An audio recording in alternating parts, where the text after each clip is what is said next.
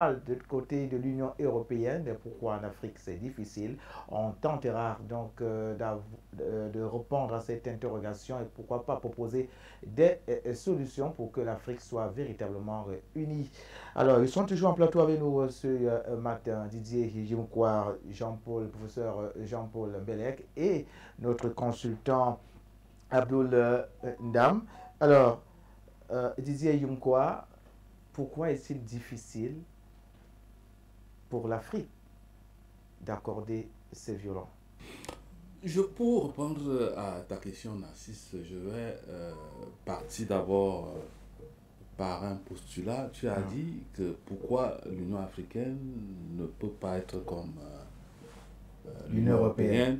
Mais il faut dire que à la base de la création de l'Union européenne, c'était d'abord une question économique.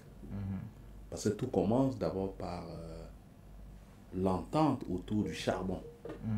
Tout commence d'abord par là. C'est d'abord une union économique qui migre vers une union européenne, une union qui est presque aujourd'hui politique, géostratégique, géoéconomique.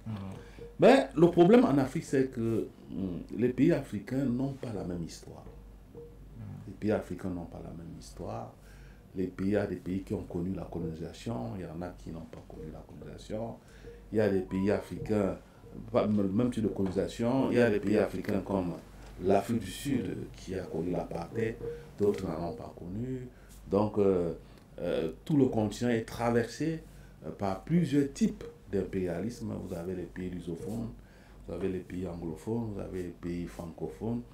Et cela me permet de conclure, peut-être, pas conclure mon positionnement ou bien ma prise de parole, cela me permet de conclure que l'Union africaine est née d'une dangereuse césarienne.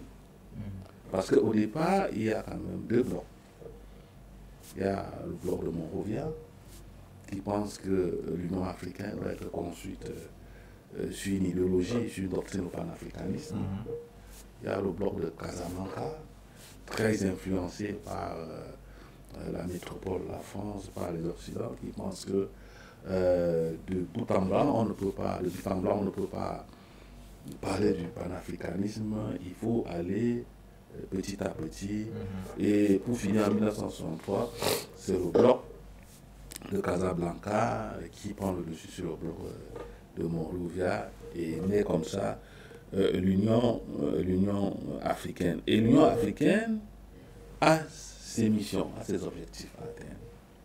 Il y a d'abord achever la décolonisation, protéger les frontières dessinées depuis 1988 au Congrès. Je vous relance. Si cette Union africaine dont vous faites allusion, celle qui a été décidée du côté de Casablanca, a eu une forte main, une odeur coloniale, comment peut-on atteindre ces objectifs? Vous citez par exemple arrêter de faire battre le cœur de la colonisation. Comment cela peut être possible alors que celui qui est derrière est une force justement,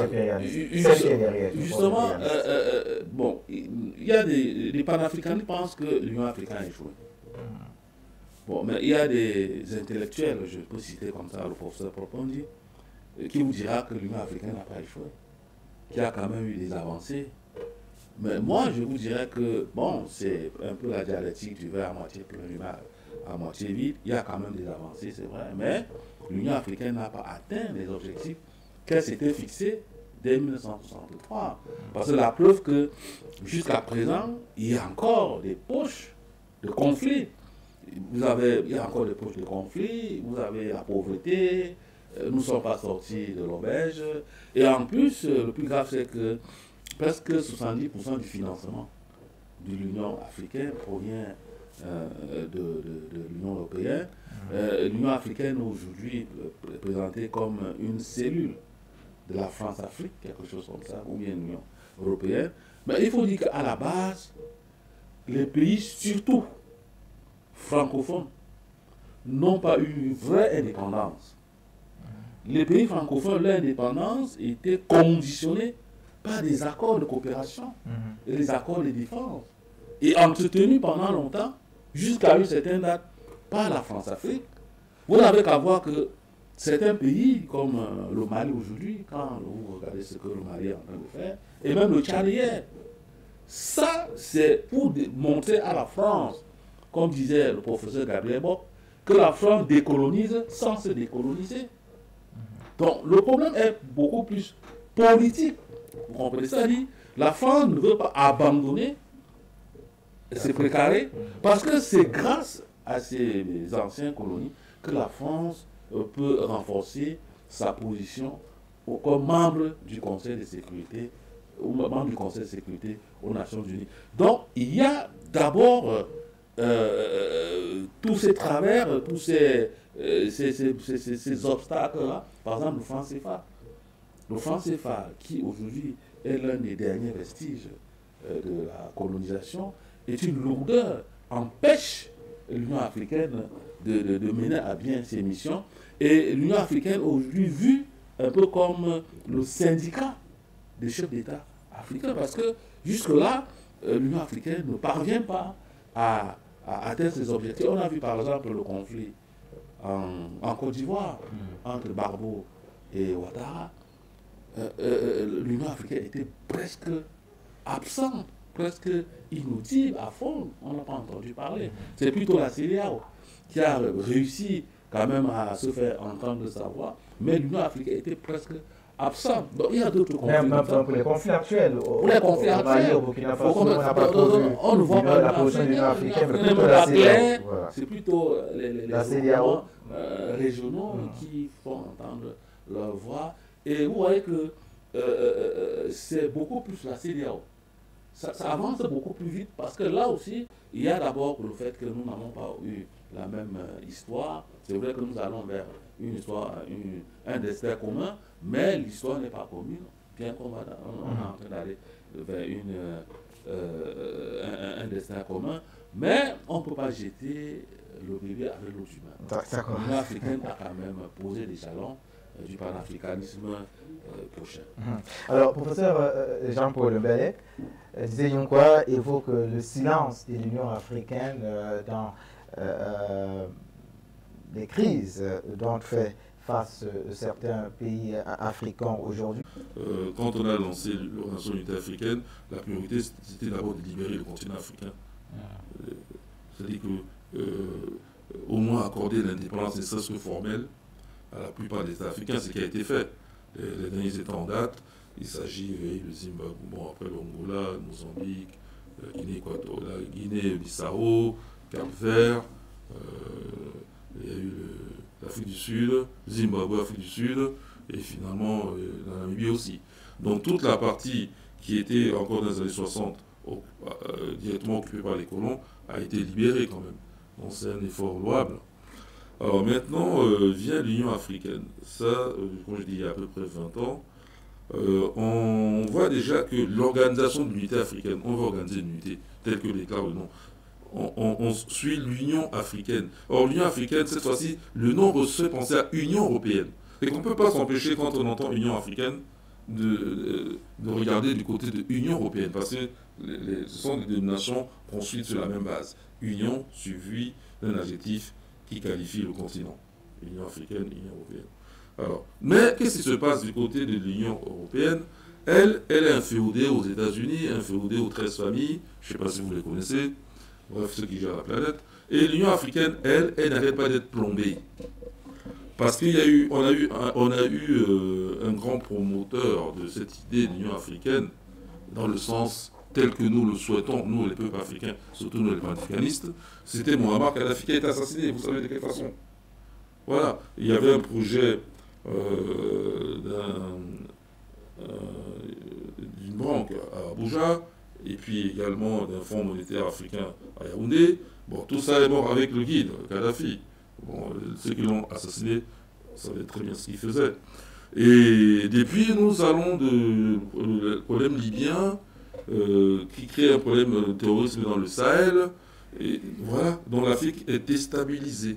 L'Africom qui s'installe partout, l'Africom c'est géré par les États-Unis du point de vue militaire. Donc, c'est que autant de cactus plantés un peu partout dans le sol africain, qui fait qu'on fait attention, on met son pied. Parce que, en fait, ils sont là pour nous bloquer, pour nous empêcher d'avancer à la vitesse qu'on aimerait. Tous ces conflits, les Boko Haram, les Hakimi, les Moudjahou, vous voyez le Mali, tous ces conflits. Mais malgré ça, et ça c'est important, je dis, je suis vraiment dans la même voie. Moi, j'irais plutôt dans le verre à moitié plein, pour ne pas dire un peu plus. Malgré toutes ces vicissitudes historiques. Pourquoi? Parce que regardez l'Afrique, hein, qu'est-ce qu'on a connu?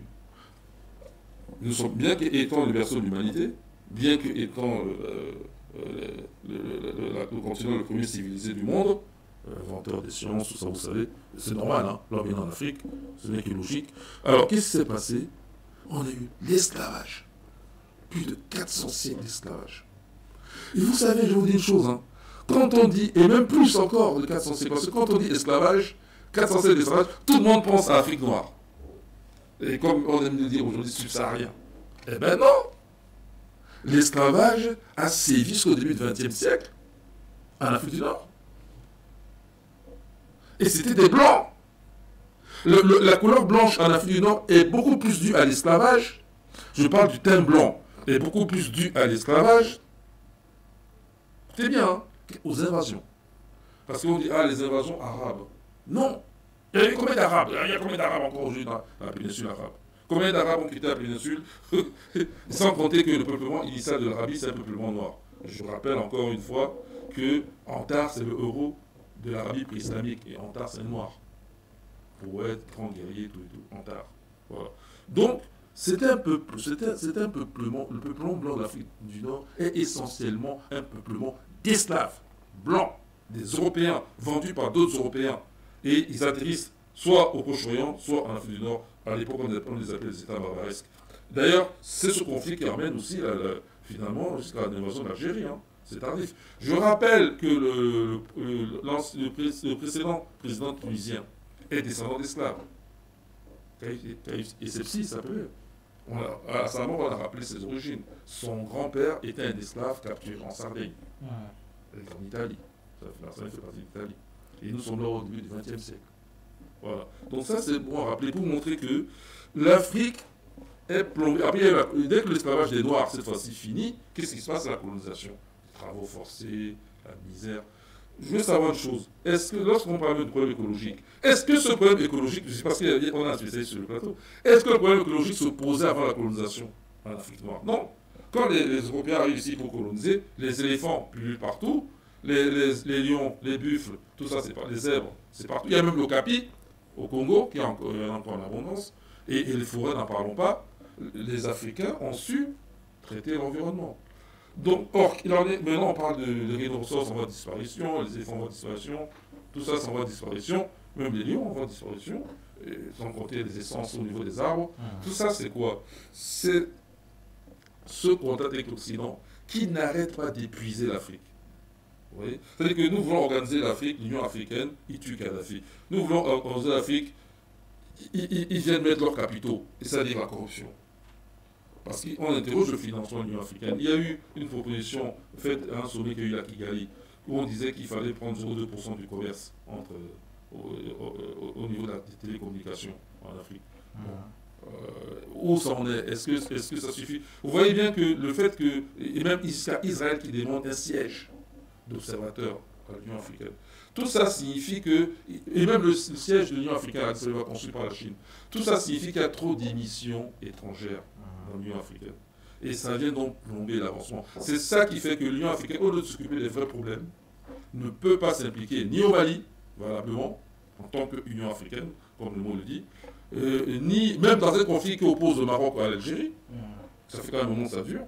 Le Sahara occidental, ça fait un moment que ça dure. Le Congo RDC, hein, combien de morts depuis plus de 10 millions avec on nous envoie des missions pour la MUNESCO, MUNESCA pour la Centrafrique, MINUSMA pour le Mali.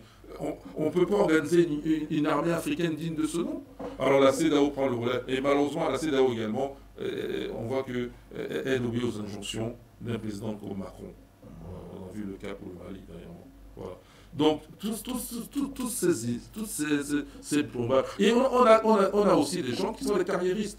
Alors, on peut interroger les fonctionnaires de l'Union africaine. Qu'est-ce qu'ils font, eux? quel travail ils font vraiment pour l'Afrique, à part toucher leur salaire? C'est des carriéristes. D'accord. Je signale que Moussa Faki Mahamat était prêt à se présenter à l'élection présidentielle si la transition s'était limitée dans le temps pour ouvrir la candidature aux civils. Et donc il était prêt à abandonner en vol, pour reprendre l'expression d'un Premier ministre bien connu maintenant. D'accord. Voilà. Il était juste pour présenter la candidature au Tchad. Bon, donc je vais donc fuiter puisque tu me presses. Donc je vais donc résumer pour dire que, à mon avis, l'Union africaine est plombée par des émissions étrangères. Et cela est dû déjà au niveau des États, parce que c'est une union d'États, en fait, qui eux-mêmes ne font rien pour donner, ne serait-ce que la puissance financière à cette union. Parce qu'il y a beaucoup d'États qui ont des arrêts de cotisation. Je crois que je peux citer par exemple le cas du Soudan du Sud. Bon, l'Union africaine n'a pas pu, alors qu'on a favorisé l'indépendance, l'Union africaine n'a pas pu empêcher la partition du Soudan. Or, c'était un affaiblissement. Puisque nous voulons faire une union. Si on veut faire une union, on ne peut pas tolérer les divisions. D'accord. Il faut être logique. La dernière en date, c'est l'Éthiopie, où il y a même le siège de l'Union africaine qu'on a essayé de diviser. Donc il y a beaucoup à dire. Et il faudrait que les États payent leurs cotisations pour que cette union ait son indépendance financière. Alors, Abdounda, êtes-vous d'avis avec ceux qui estiment que l'Union africaine est une coquille vide à l'aune de son inaction sur